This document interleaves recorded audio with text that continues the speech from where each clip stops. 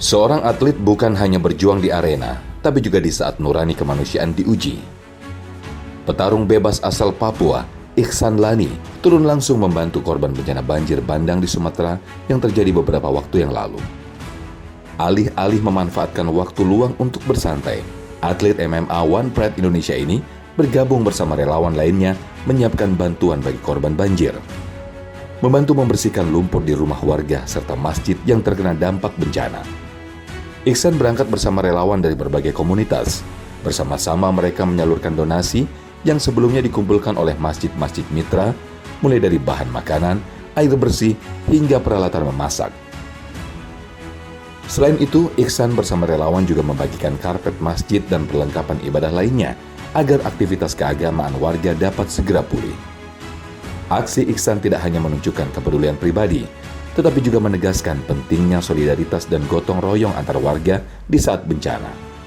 Partisipasinya sebagai atlet sekaligus relawan menjadi inspirasi bagi banyak pihak bahwa membantu sesama tidak mengenal profesi, status, atau jarak. Setiap tindakan kecil seperti membersihkan lumpur atau membagikan bantuan turut meringankan beban warga yang terdampak sekaligus memberikan semangat baru bagi masyarakat Aceh untuk bangkit setelah bencana.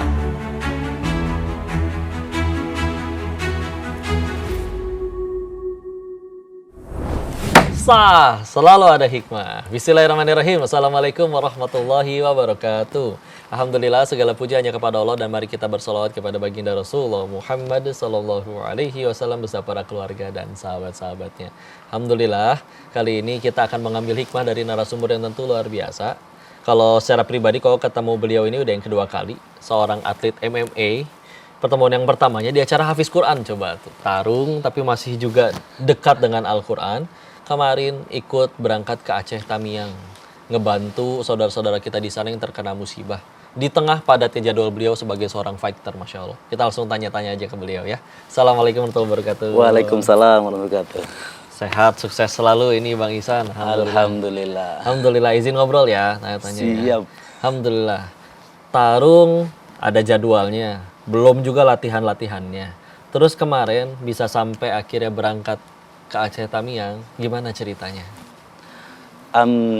Ya sebetulnya pas muncul video-video yang viral itu, jadi saya tuh selalu kalau ada bencana itu selalu jiwa saya tuh kayak terpanggil gitu. Cuma nggak bisa turun ke lapangan karena banyak satu dan lain hal seperti umpamanya lagi latihan, lagi persiapan ataupun ada tanding gitu. Iya. Nah kemarin ini juga pas awal-awal muncul itu juga kayak gitu juga sama. Kayak Iya, terpanggil gitu betul. karena melihat anak-anak yang aksesnya putus, jadi kayak kelaparan, Terisolasi ya. masyarakat juga harus jalan berkilo-kilo gitu kan.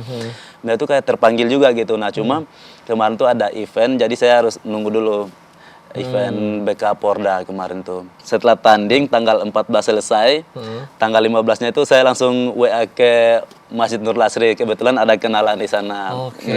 Lihat mereka ada yang turun ke sana, langsung saya WA. Bang, kira-kira saya bisa nggak? Butuh Iya, ini iya, tenaga siap nih. Akhirnya viral, Masya Allah. Alhamdulillah. Dan iya ya, ada beberapa teman-teman yang istilahnya pengen tapi nggak punya akses untuk kesananya sama siapa, terus ngapain juga. Tapi kalau bareng sama teman-teman lembaga kemanusiaan gitu kan, sekaligus bisa nyalurin bantuan. Ya kalau untuk biasa lembaga-lembaga tuh ada buka ini sih kok. Untuk relawan, mau jadi relawan juga bisa buka Ustaz. juga ya? Mereka buka Masya juga Allah. tuh Ustaz. Ada pernah pengalaman apa nggak sih Bang Ihsan sampai setiap kali ngelihat bencana itu kok terpanggil? Apa pernah kena kayak dulu rumah kena bencana alam juga kah atau gimana? Kalau untuk pernah ngalamin bencana belum pernah. Nah cuma mungkin karena hidup di sananya Ustaz. Jadi saya hidup di sana tuh sama mama. Di Papua ya? Mungkin karena dibesarin dengan air mata juga, jadi selalu kalau lihat bencana-bencana kayak gitu, Merasa kayak relate merasa. ya?